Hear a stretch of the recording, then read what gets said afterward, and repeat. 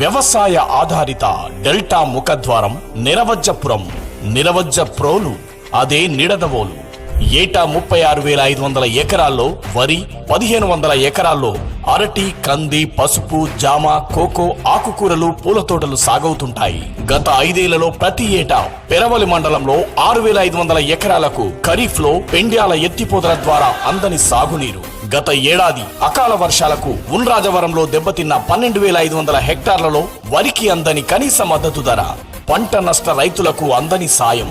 నియోజకవర్గంలో గోదావరి ఉన్న త్రాగునీరు సమస్య, ఎక్కడికక్కడ చెత్త, సరైన డ్రైనేజీ వ్యవస్థ లేకపోవడంతో పందుల స్వైర విహారం, పశ్చిమ డెల్టా ప్రధాన కాల్వపై వంతెన శిథిలావస్థకు చేరడంతో ట్రాఫిక్ సమస్య, సమిశ్రగూడెంలో జెడ్పీ ఉన్నత పాఠశాల స్థలం ఆక్రమణ సమస్య, శంకుస్థాపనకే పరిమితమైన నిడదవోలు వంతెన, 19 కోట్లు మంజూరైన 100 పడకల ఆస్పత్రిగా మారని సిహెచ్సి, హామీలుగానే మిగిలిపోయిన ఆటోనగర్ ఏర్పాటు, పెరవలి మండలంలో బస్టాండ్, విజేశ్వరం నుండి సిద్ధాంతం వరకు బీటీ రోడ్లు, సామాజిక కమ్యూనిటీ హాల్స్.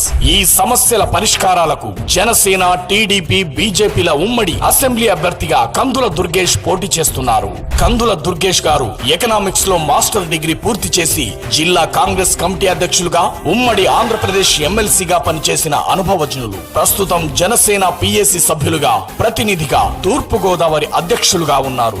ఆయన గారి తాత వీరభద్రరావు గారు ఎమ్మెల్యేగా పనిచేశారు. 2019లో రాజమండ్రి రూరల్ జనసేన అభ్యర్థిగా పోటీ చేసి గెలవలేకపోయినా ఎప్పుడూ ప్రజల్లో ఉంటూ స్రవంతి అసోసియేషన్ ఫర్ రూరల్ డెవలప్మెంట్ ద్వారా ఎన్నో సేవా కార్యక్రమాలు చేస్తున్నారు.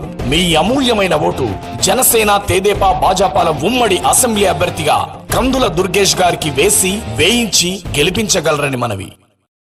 జై జనసేన, జై జై జనసేన.